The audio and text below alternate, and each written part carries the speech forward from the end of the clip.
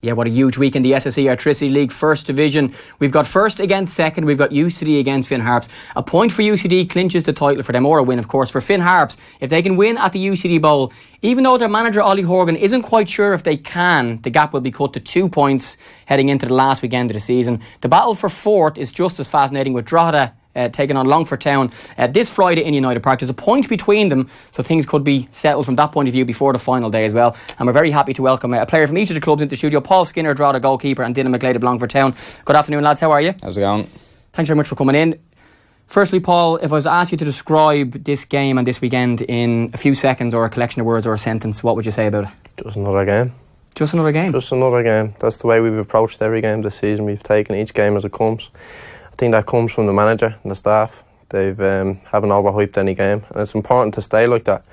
Sometimes, we know how big it is and what it means if we don't win the game or if Longford win. But we won't overhype it. We'll go in and take it as we have every other game. Yeah, Longford currently fourth on 44 points, goal difference of plus 19, while for Drogheda they're fifth on 43 points, goal difference of plus 20, so it's really, really tight, but there's only 2 matches left, so a win for Longford would mean that they have to finish fourth and can't be caught by Drogheda. A draw would keep things alive till the final day, and a win, of course, for Drogheda will put them ahead heading into the final weekend. For you, Dylan, how do you describe the game? I think Skins has put the nail on the head there. I think you have to just take it as another game. Obviously, everybody knows how important it is, but for your own kind of mentality, it's just you need to make sure that you don't let the occasion get to you and just play a normal game. At the end of the day, it's everybody wants to win every game that they play, so you just need to take it as that and hope that you win. Yeah, it's a league game, but it's a league game with a lot at stake. Is it fair to say that it's a must not lose for both teams? I think so. I think it depending on obviously how the other games go and then the last game of the season, I think it is a must win, but like you said, every team in this league that wants to do well wants to win every game, so every game is really a must win, especially if like the two teams have wanted to go and probably win the title, I'd say, so you'd want to win every game, so it's just the exact same, I think. From your point of view, Paul, at Drogheda, if you don't lose it keeds things alive till the final day. If they win, you can't catch them. Does that add anything extra for you guys? A different outcome? Well, as I said, we'll try and approach it to win the game. If we draw, fair enough, we won't be in fourth. Longford will still be ahead, so we'll be hoping that something happens in the last game. But we will go to win the game, obviously, and hopefully we get the result we want. Yeah, the final weekend of the season, Longford home to UCD, Drogheda away to Cove, is that right? Yeah.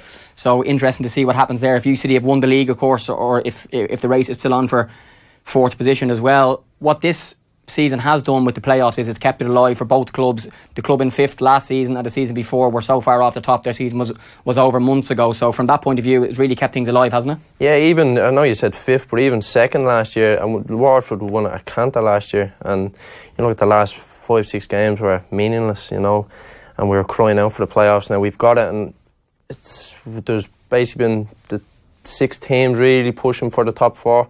It's been a great season, many ups and downs, but every game's been very, very hard, and it's been enjoyable.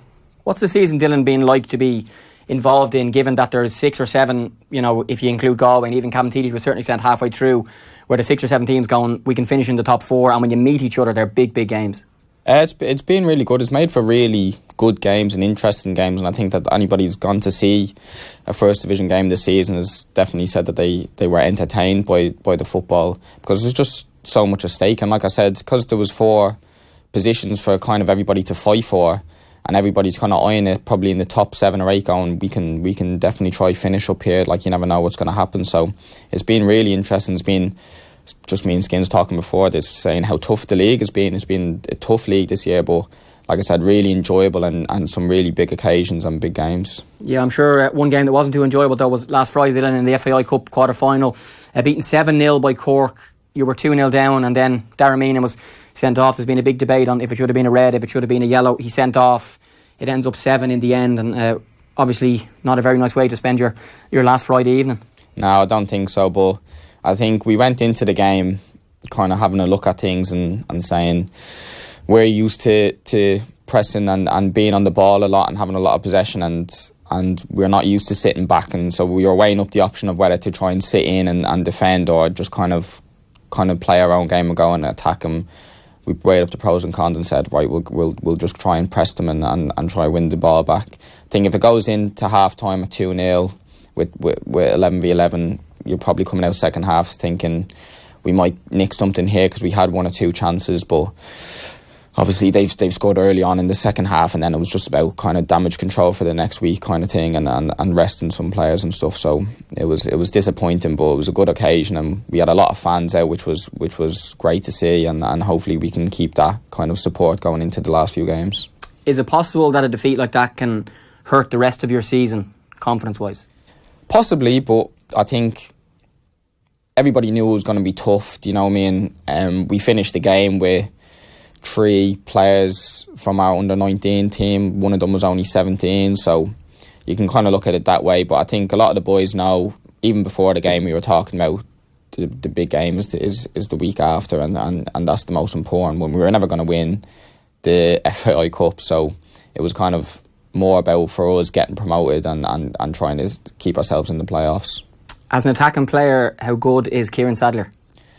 Excellent. I think everybody knows how good Sadler is, and you can see it from his last goal. Like, I think I was talking to him afterwards, and he was saying he didn't even know how far out he was when he hit it until he looked back. And when you have that quality, it's tough. Like, we've not come up against players like that this season, really, where they're going to smack balls from 45 yards out into the top corner, or whip the ball in, or dribble at our defence. So it was a wake-up call to where we want to be, and that's the level that we want to be playing at. So we kind of really need to take that as a positive and say, right, we're going to learn from that.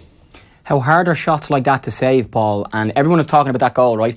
I love the header even more. I don't know why, I just love headers. The cross by Carl Shepherd is brilliant. The timing and the power in the header. Mick Kelly can't even get his hand up before it's in the goal, whereas the one from 40 yards, he sees it, he can dive, but he still can't get it. They're two very, very different goals, but both very hard to save. Yeah, I think the one from 40 yards is just a cracker, isn't it? Like, it's a hammer foot. I remember, I think it was in his fourth season, he took a shot, he's about 10 yards away from me, and he hits same power. I thought he broke my wrist at the time. You know, it's a power that not many people have in the league, and if they do have it, they probably don't have the accuracy with it as well. He scored many a goal like that. He is a talent, and I'm sure that won't be one of his last ones like that, you know. Yeah, from the point of view of your team, Drogheda, no game last weekend because you were out of the FAI Cup. Your previous one was a 3-0 loss to UCD. So how have you guys used the last 2 weeks with no competitive game to prepare for this huge game on Friday? Good. We were fairly relaxed last week. We were only in for a couple of days. The UCD game, again, it was something. We were in the game, it was 0-0. We got a man sent off. And probably the only team in the league where you don't want to be losing a man against is UCD. And they ran out easy 3-0. Against us. So last week it was good to have sort of the weekend off. Got us back on track and got us again prepared now for Friday. Yeah, I think sometimes for football players who are playing week on week, a weekend off, given what's ahead of you, and it could be 6 weeks depending on playoffs, it can just bring everybody back to training on Monday or Tuesday refreshed. Yeah, we this season team has given us the weekends off all the time, but we were in a lot during the week.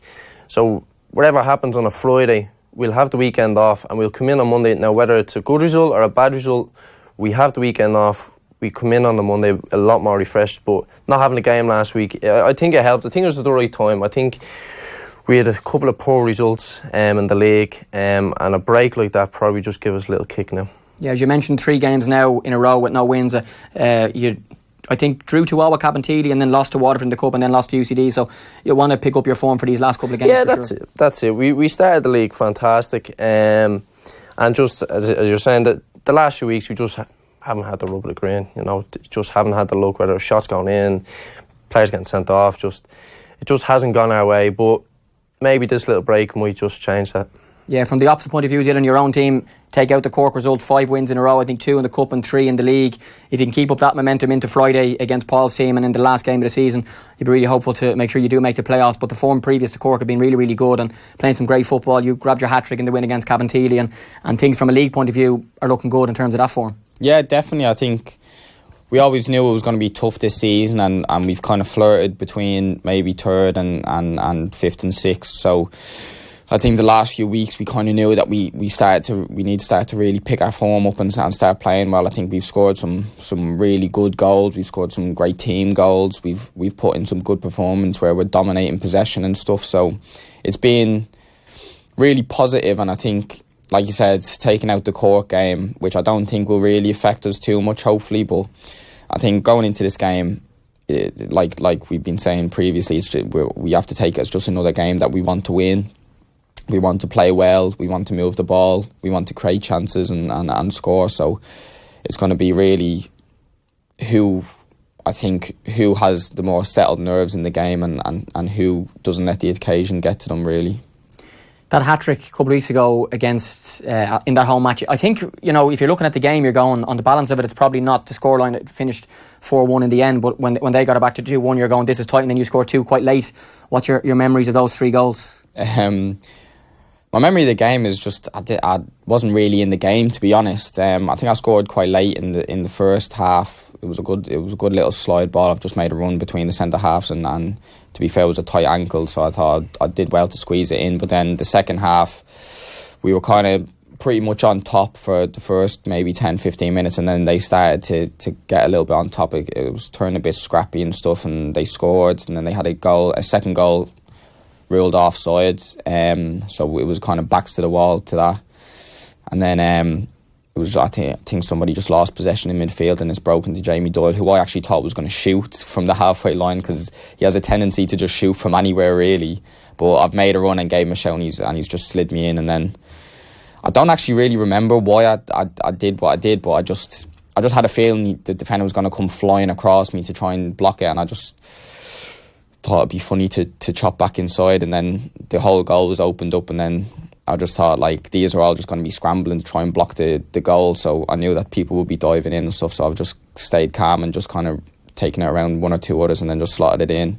And then it was from the kickoff, straight from kickoff, we've won it back again, and the big gap has opened up in the centre of the pitch, and I've just ran into it, and Darren Mean's played like an excellent ball. Like, if that's even a yard too much or a yard too short, like, I'm not getting in. So he's played a great ball, and I've just ran onto it, not even thinking. I've just hit it as hard as I could, and it's gone in, thankfully. But I think it was more relief for all the boys. If you see the last goal, like, Mick Kelly ran half the pitch to come and celebrate, because it was just a relief kind of thing, because we knew how big the game was, and it was just a relief to get the win. And obviously all the boys were just happy for me to get my first hat-trick as well. So where's the match ball? It's in my room. I got it off them, and I'm going to get all the boys to sign it and stuff, it's a nice little memento to have, and like I said, your first hat-trick is a big thing. Are you a man for, keeping jerseys, keeping medals? Obviously, the first match ball, when that's signed, will you put in a little glass, whatever you put it in, and keep it, or what will you do with it? It's not going to be out in the back garden with the dog. No. I like to keep things. My dad is the same. He likes to keep a hold of stuff. He has a couple, I think he has my first pair of boots when I first played my debut for Ireland and stuff, and just little things like that. So I'm going to get it signed by the lads and keep it. I think I'm going to keep the boots as well, because I've got a new pair, so I'm not going to need them, so I'm going to keep them as well. And just little things like that, just little mementos, really, just to look back, and even if you don't have an amazing career playing abroad or whatever like that, it's always nice to look back on things and have good memories. Mr. Skinner, for yourself, do you have all the old gloves and jerseys hanging somewhere, and the Man of the Match awards? Even though a keeper can make 4 fantastic saves, he doesn't get the match ball, though. No, we're only chatting here. I got injured last year. I had about 8 weeks out, and I kept myself busy. I'd done up my shed and got all jerseys that boys I've played against. I asked for a few jerseys, got them framed, and have them up hanging around in the shed. So yeah, it's something you can look back on when you've. Course, yeah. I know I saw a documentary on Owen Heary a couple of years ago, and he's got this room in his house.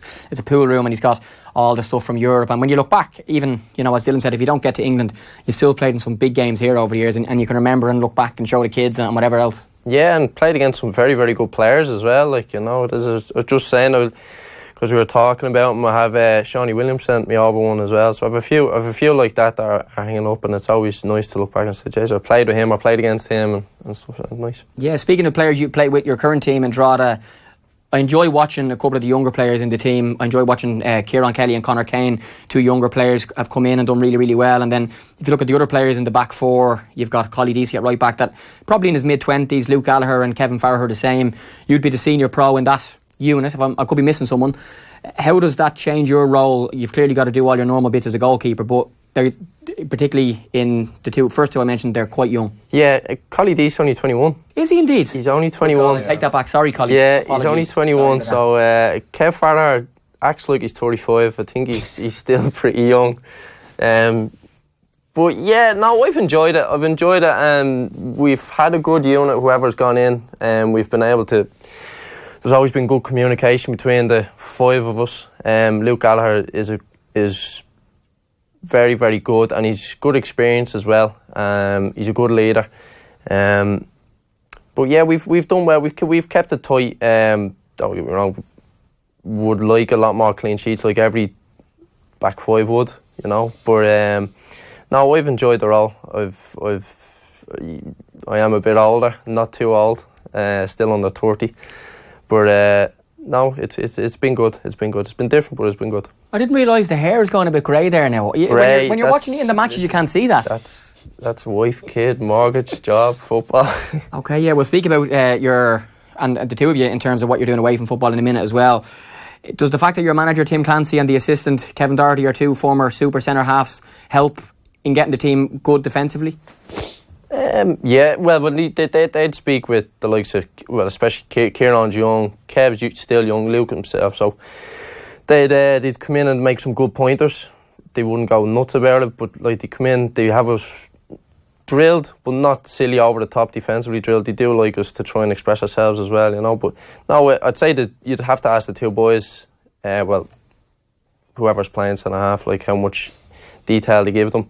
But no, I found them good, yeah. Yeah, I was amazed to find out when I saw the FAI suspension list this week that Tim Clancy, the manager, has been given a 4-game ban for what happened in the Waterford game. I'm not going to ask you what happened. I was at the match.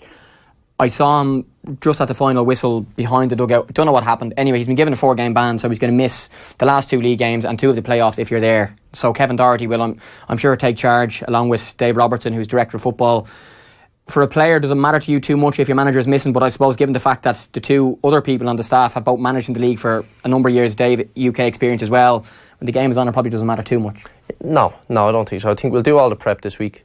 And he can still give the team talk. I think he has to leave then an hour before the game. So on that side of it, no, I don't think it should. It shouldn't make a difference. Now, one who will make a difference though is Sean Brennan. I think he's also suspended. His set pieces are the best in the league. I remember the game against Shells when he scored the free kick. I'm taking a claim to fame here. I was the only man in the place that recorded it. Yes. Neither team had a video camera. Yes. Got the iPhone out. It's an old iPhone. It's down there charging it. The battery's horrendous on it. But his free kicks, his corners, his distance shooting is really, really impressive, and he'll be a big miss for this one. He will. Sean Barrett, probably Paddy McCourt. Sean could do things that no other player in the league can do. He will be missed, especially set pieces, but he gives a good sort of calmness to the team as well. But we'll have players that will come in as well that will be equal. Sean's missed a few games this season. One notably was Shamrock Rovers. Yes. And we won that game, so you know it's not something we haven't done before. It's something we've gone through before without Sean in the team. But yeah, he will be missed. How do you as a goalkeeper plan to play against players like him and others in that Longford team, and you know, someone like Dylan? He's mentioned a couple of goals that he scored, giving an inside scoop into his mentality when things are around the box. Don't dive in early. Yeah. But I've trained with Dylan. Yeah. Like most players in the league, you've either come across them before, you've trained with them before, you know. I'll prep the way I usually prep, make sure I'm ready, and then after that, yeah, you will look at certain players you're playing against, or favourite foot, where they like to hit the ball as well. Someone like Dale, he's in a hot streak at the minute, you know, but we'll prepare it like we usually do. I can hear the Drogheda team talk now about Dylan. Nail him early, kick him, knock him over. To be fair to Dale, to be fair to Dale, he gets up. The amount of times I've seen him kicked, sure, I've tried kicking him in training as well. He does, he gets up. He moans about it all the time, yeah, but he does get up, he doesn't whinge. No. How much do you look into the opposition you're playing, particularly the goalkeepers? And I don't know, who's the penalty taker at Longford? Is it you? Might it be you in your current hot streak, as Paul says? At the moment, but I think Sam Burden would have something to say about that. Sam could be injured, might not be playing. But on penalties or in general play, if you see a goalkeeper, like for example, I remember speaking to Conan Byrne after he scored that goal against Shane Supple, and he said, I watched previous games and I knew Shane Supple was going to be off his line, so I chipped him. So do you watch them and say, well, he might do this, or he's not good diving to this side, or he's not good with his feet, whatever it might be? Not that I'm saying any of those are you. No, I don't know really. I think, to be honest, I think I've been doing well this season because I've not been thinking about things too much. I think was it Michael Owen that said it, that it's my job to hit the target. If the keeper saves it, he's doing his job, I've done my job. I think that's kind of the way I look at it. You can overthink it, can't you? Yeah, sometimes you can. I think, like I said, the second goal where I ran through on goal the other day against Cabinteely, like, I've just stayed calm and just not thought about things too much. I just let whatever happened happen naturally, what I was going to do. So I think I'm going to stick with that. Obviously, everybody has their favourite foot and their favourite corner or whatever like that. But at the moment, I think I'm just going to let things flow naturally as they would happen, and not think about things too much, and just play my game and not concentrate on other people's games. Yeah, I'm sure I mentioned there in a joke that, you know, the other team might be trying to kick you, but I do know that you will feature in their team talk. I would think you will, because you're in really good form, and we mentioned the likes of Sam being out injured and that sort of stuff. So from an attacking point of view, you're probably the main man at Longford. Do you care that, you know, a team might look to target you, and that people, whether it be me on this podcast or other people in Soccer Republic, are talking about you in the lead into games, and there's an expectation on you to perform, but the opposition are probably being told you need to try and stop him doing what he does? I don't know. I think anybody that knows me would say I like stuff like that, and I think the last few weeks of there's been a lot of stuff in the media and stuff, and I think I just thrive on stuff like that. Obviously, the game against Cork the other week didn't go too well for us and me personally, but I think, look, that's the way football is now. There's a lot of stuff online. There's a lot of stuff in the media. It's talked about a lot. You're going to get criticised, and if you're playing well, you're going to get, I think, special attention. But the way I see it, if people are doubling up or tripling up on me, there's somebody else free. So hopefully we'll be able to exploit that. And even if I don't have a good game or I'm not on the ball a lot, if their concentration is on one or two of our players, then hopefully some of the other boys will get into good positions and space, and hopefully we'll be able to use that to our advantage. Now, one man who you weren't happy with last week was one of your teammates, and if you want to see entertainment on Instagram, follow Dylan McGlade, right? So anyway, we had your teammate in. Yeah. His name is? Daniel O'Reilly, yes. Spoke very well, sitting in Paul Skinner's chair over there. And I go on to Instagram then in the evening when the podcast has gone up on YouTube, youtube.com/off the ball, by the way. If you're listening to this, you can actually watch the lad sitting beside me here. Anyway, this man has a story up, and it's like every time his teammate speaks, he's slagging him and commenting. I actually found it quite funny, but he wasn't impressed with you at all. No. I think any of the boys that have played with me and know me know that I'm just a joke, and I'm very light-hearted about everything, and honestly, if you're my friend, I'll take the piss. You. Yeah, I'll get onto you a lot of times. Like, I was onto Ev as well. I played with Ev at Shells for a year, and I was onto him about his horrendous 3/4 length cotton short things. I don't know what they were, but I think it's all part of the banter and the dressing room, and it just creates good vibes. And I like to joking around and stuff like that. But like I said, at the same time, on the pitch, I am serious, and I want to win as much as anybody else. But I think me and Dan and a few of the lads just get onto each other all the time. It's just a bit of crack and just something funny to look at, really. Yeah, I accused Dan of being on sunbeds. He claimed he was out in the sun, and your Instagram story seemed to suggest that he may have actually been on one. Yeah, 100% he was. He was definitely on a sunbed. And I should have told him this studio gets very, very hot, so maybe he could have just got a suntan off the lights. Lastly, and let's go back to a serious note, Paul, news this week or last week that Gavin Bazzoon, who was 16-year-old Shamrock Rovers goalkeepers, signing for Man City, a deal worth around 400k. I'm not sure if Rovers have actually confirmed it, but there is a photo of him sitting in the Man City Academy with director, so it looks like it's going to happen after he does his leave insert. You played for Celtic for 3 seasons from 2005 to 2008 before you came back here. What advice would you give, not just to him, but to a young Irish player at 16, 17 who's making the move? I'm going to ask you both, but you go first, Paul, because I'm talking about a goalkeeper, but just in general. Well, there's a little bit of a difference between myself and himself. He's gone as playing as senior football, you know. He's played in Europe. He's obviously very, very talented. Go and enjoy the experience. Go and do as good as you can. Give it everything. And listen, if you leave City, he's only he'll still go to a good side. He'll have a very, very good career, and hopefully we get to see him playing for the senior Irish team very soon. Yeah, and then from your point of view, Dylan, as an outfield player, you moved to Middlesbrough in 2013. You came back. I really loved watching you playing for Shells when you first come back. You were playing for a really good team and really exciting football, similar to now. You moved to St Pat's, Longford, a spell at Blythe Spartans in the UK, and you're back with Longford again now, still in your mid-20s. What advice would you give to you if you were going again when you were at the age you went, and also to young fellas now? Like I watched the Irish 19s this week playing in Galway and Longford, and a good few of them are away. They're in their first couple of seasons. Others who will go, and it's a big decision for them to make. It is a huge decision, and I think anybody will say in hindsight that they might have wanted to stay and maybe finish school or go and play League of Ireland and possibly get a better move. But I think at the time when teams are coming in and wanting to sign you, it's too big of a opportunity to turn down, and I think I went and developed a lot in terms of the other side of my game. But I think the only thing I'd say is if it doesn't work out, it's like and for a lot of us it's not a failure to come home. I know I struggled with that when I came home. I felt like I failed. I felt like I couldn't go out and see my friends and go out and stuff because I just didn't want people to be asking me about it and what you're going to do now and stuff. And I didn't really have a clue about League of Ireland. I didn't really know about it. I was at Shells at underage. I'd trained once or twice, like up a few age groups, and knew kind of about League of Ireland, but I didn't really know too much.